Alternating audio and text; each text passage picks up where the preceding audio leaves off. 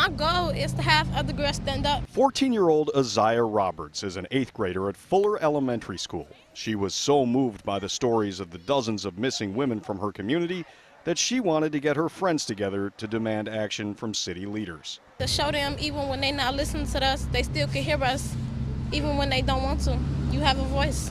It's been a particularly egregious issue. Bishop Greg Greer has been one of Chicago's leading voices to bring attention to what he says is an outrageous problem that is being overlooked. More than 50 unsolved cases of missing women, such as Kiara Coles, Shante Bryla, Shantaya Smith, and Rio Renee Holyfield. He says the unsolved cases, involving mostly black women, show racial and geographic disparities in the justice system. We believe that, we're not seeing the level of service. Geographic is a huge issue. You wouldn't see it in Lincoln Park or downtown.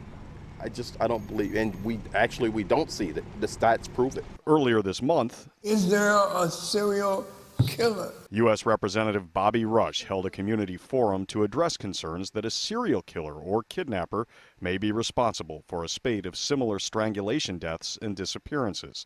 The police have cautioned that it's important to separate fears from facts and say each case is investigated individually until there's solid evidence to believe it might be connected to another case. I don't think we're getting enough political support, and I also don't think that we're getting enough support from the Chicago Police Department. But the issue has unnerved many women living on the south and west sides, and Greg says the longer the cases go unsolved, the bolder the criminals will become. If these cases are not being resolved, there's no answers, then that gives the criminals and the bad guys a green light to continue on it, maybe even motivates them to push harder.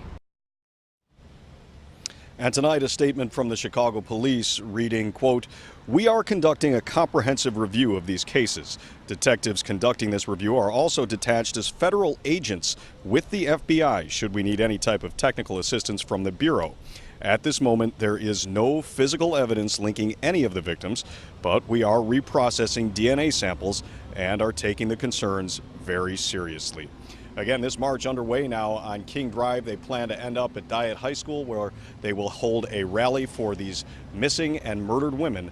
Many of cases, of course, remain unsolved.